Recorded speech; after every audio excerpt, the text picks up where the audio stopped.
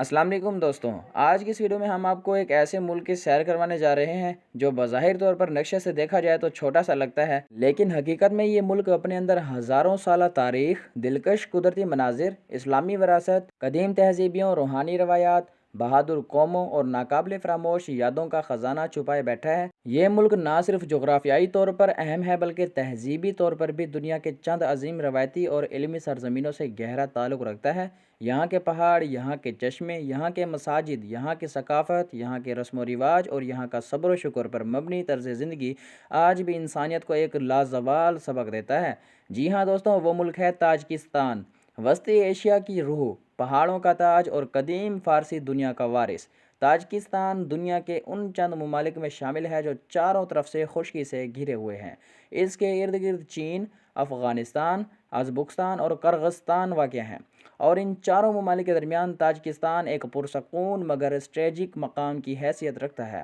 اس کا کل رقبہ تقریباً 1,44,000 مربع کلومیٹر پر مشتمل ہے، جبکہ آبادی 1 کروڑ کے قریب بتائی جاتی ہے۔ مگر حیرت کی بات یہ ہے کہ اس پورے ملک کا تقریباً 93% حصہ بلند پہاڑوں پر مشتمل ہے، جس کے باعث اسے وسطی ایشیا کی چھت کہا جاتا ہے۔ یہاں کے پامیر پہاڑ دنیا کے بلند ترین پہاڑی سلسلوں میں شمار ہوتے ہیں، اور دنیا بھر کے کوہ پیما اور مہم جو اس سرزمین کو خوابوں کی منزل سمجھتے ہیں۔ تاجکستان کی تاریخ ہزاروں سال پرانی ہے۔ یہ وہ خطہ ہے جہاں کبھی قدیم ایرانی سلطنتوں کا اثر و رسوخ تھا۔ بخامشی سلطنت، ساسانی سلطنت، یونانی فتوحات اور منگول دور سب نے اس زمین کو اپنے اپنے انداز میں متاثر کیا۔ قدیم دور میں تاجکستان، سمرقند اور بخارا جیسے علمی مرکزوں کے قریب ہونے کی وجہ سے علم و حکمت کے بڑے بڑے نام یہاں پیدا ہوئے اور یہاں آ کر آباد ہوئے۔ فارسی تہذیب، اسلامی علوم، شعر و ادب، صوفی روایات اور علمی مناظرات سب اس خطے کے علمی ماحول کی بنیاد تھے۔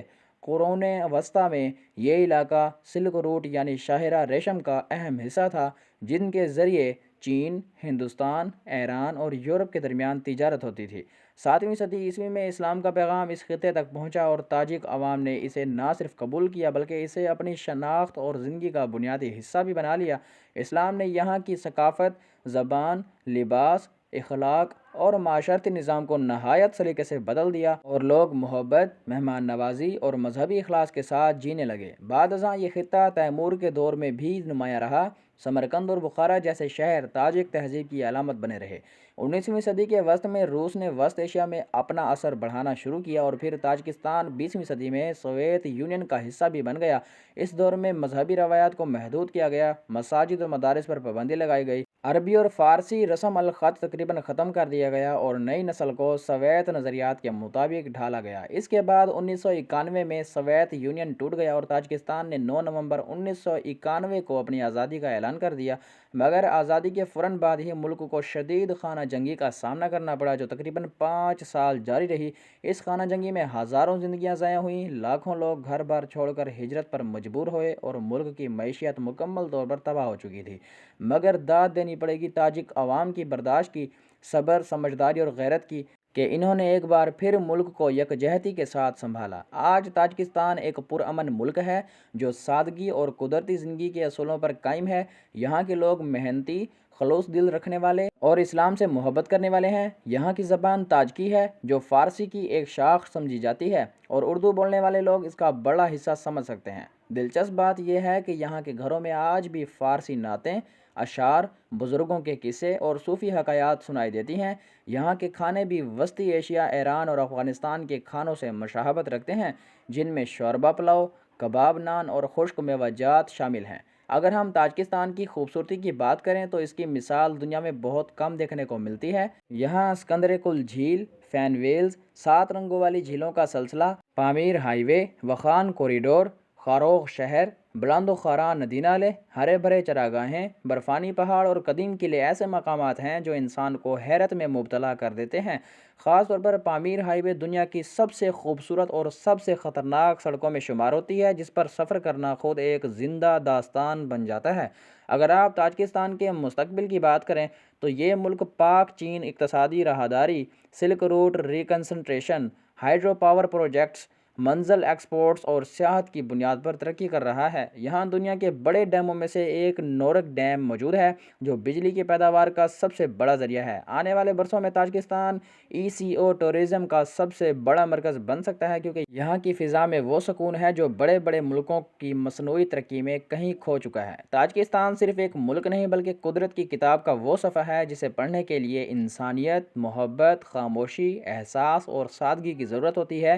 یہ ملک ہمیں سکھاتا ہے کہ اصل طاقت دولت میں نہیں، تاریخ، تہذیب، ایمان، اخلاق اور عزم میں ہوتی ہے۔ اس سرزمین کی سب سے خاص بات یہ ہے کہ یہاں کی قدرتی خوبصورتی انسان کے دل و دماغ سے دنیاوی شور ختم کر دیتی ہے۔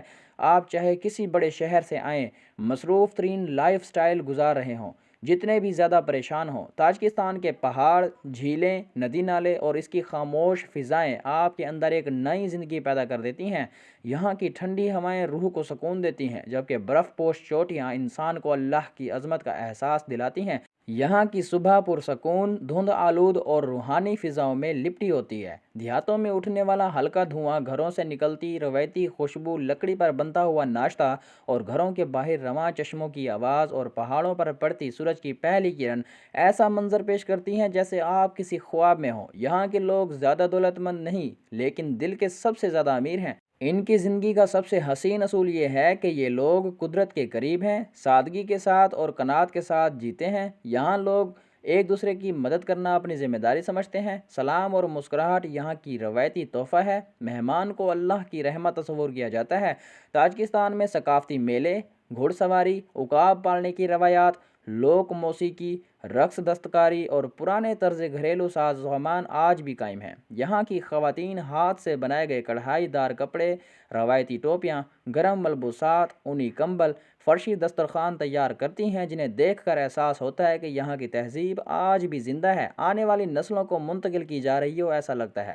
تاجکستان کی قدرتی جھیلیں دنیا بھر کے فوٹوگرافرز اور ایکسپلوررز کا خواب ہیں۔ خاص طور پر سکندر کل لیک کے بارے میں کہا جاتا ہے کہ یہ سکندر اعظم کے گھوڑے کا پسندیدہ مقام تھا اور اسی نسبت سے اس کا نام سکندر کل رکھا گیا۔ یہاں کا پانی نیلے سے زیادہ فیروزی رنگ میں دکھائی دیتا ہے جو فوٹوگرافی اور ویڈیوز بنانے کے لیے دنیا میں سب سے بہترین مقامات میں سے ایک ہے۔ اسی طرح 7 لیکس یعنی 7 جھیلوں کا سلسلہ تاجکستان کی سب سے حیران کن وادیوں میں سے ایک ہے۔ ہر جھیل کا رنگ، گہرائی، خوبصورتی اور ماحول ایک دوسرے سے مختلف ہے۔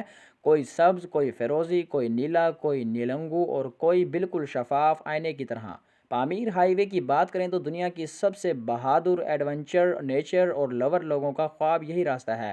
یہ دنیا کی سب سے خطرناک بلند ترین ہائی ویز میں شامل ہے۔ یہاں سے گزرتے ہوئے بادل آپ کے برابر ہوتے ہیں، ہوا میں آکسیجن کم ہوتی ہے لیکن مناظر ایسے ہوتے ہیں کہ انسان کبھی واپس آنا ہی نہ چاہے۔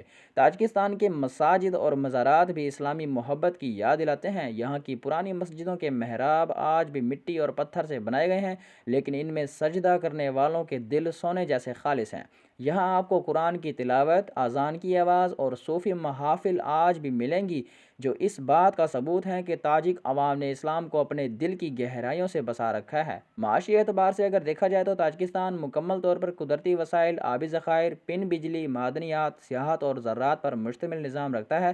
یہاں پانی اتنی زیادہ مقدار میں موجود ہے کہ یہ وسطی ایشیا کے بڑے ممالک کو بھی سپلائی کرنے کی صلاحیت رکھتا ہے۔ یہی وجہ ہے کہ نورک ڈیم دنیا کے سب سے بڑے ڈیموں میں شمار ہوتا ہے۔ آج تاجکستان کا نوجوان تعلیم، ہنر، ٹیکنالوجی اور معاشی خود مختاری کی طرف بڑھ رہا ہے۔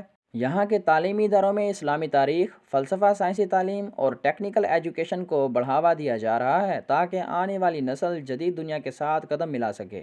حکومت اور عوام کی نظریں اب سیاحت، کاروبار، ٹیکنالوجی اور عالمی تعلقات پر ہیں اور مستقبل قریب میں تاجکستان کا شمار دنیا کے top eco friendly traditional Islamic tourism hubs میں ہونے والا ہے۔ آخر میں ناظرین، تاجکستان ہمیں یہ سکھاتا ہے کہ ترقی صرف بڑی عمارتوں کا نام نہیں بلکہ مضبوط ایمان، پرانی تہذیب، محبت، اخلاق، سچائی، محنت اور ہم آہنگی کا نام ہے۔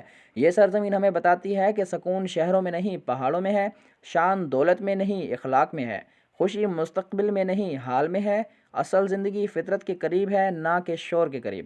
اللہ تبارک و تعالیٰ اس ملک کے امن، محبت، ایمان، روایات اور خوبصورتی کو ہمیشہ قائم و دائم رکھے، آمین۔ محترم ناظرین، امید کرتے ہیں کہ آپ کو ہماری یہ ویڈیو پسند آئی ہوگی۔ اگر پسند آئی تو لائک، شیئر اور سبسکرائب ضرور کیجیے گا، اور کمنٹ میں ضرور بتائیں کہ آپ کس ملک کی آگے آنے والی ویڈیو میں سیر کرنا چاہتے ہیں، تاکہ ہم آپ کو اس ملک کی سیر کروا سکیں۔ اپنا اور اپنے پیاروں کا خیال رکھیں۔